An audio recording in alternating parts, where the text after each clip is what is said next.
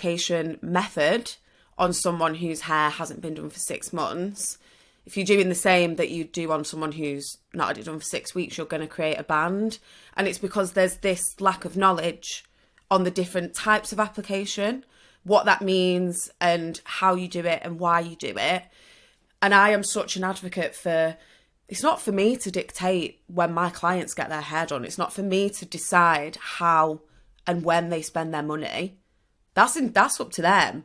But for me as a professional, as much as, yes, the ideal time frame might be 6 to 8 weeks, and it's going to be harder, more time consuming, more expensive if they wait longer than that, doesn't mean that the only option is 6 to 8 weeks and that's what we should promote. And I see it everywhere on social media. If you want your hair this colour, you've got to get it done every 6 weeks. It's like this, we're bombarding clients with this long list of things that if you're not prepared to do this, you can't have this. And I think by having that attitude, someone might come to your page and see a scalp bleach that you've done and think, wow, I really want that colour. I'd love for this person to do my hair.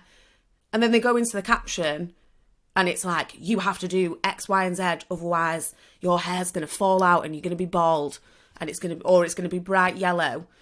And instantly that client is then going to retract and just think, right, well, that's not a service that I can have. I can't go to that salon. And then you've literally said you've pushed that money from that client away before they've even got to the door of wherever it is that you're working from. And I think, you know, the fear of it is when we focus on the bad side, the things that can happen, it's terrifying. But actually, the reality is that there's so many ways that you can prevent those catastrophic results from happening. And things like chemical burns, it's so rare. So rare. And I think that's something that people don't realise, because what we see mostly on social media is, you know, videos of someone's hair coming out at the sink, or they've got blisters. Yeah, and you know, who doesn't want to watch that? It's clickbait. Like, yeah, I want to see someone's hair fall out. And all that does for you as a hairdresser watching that is reaffirm that this is why you don't do it and this is why it's dangerous. And, you know, in reality, it happens.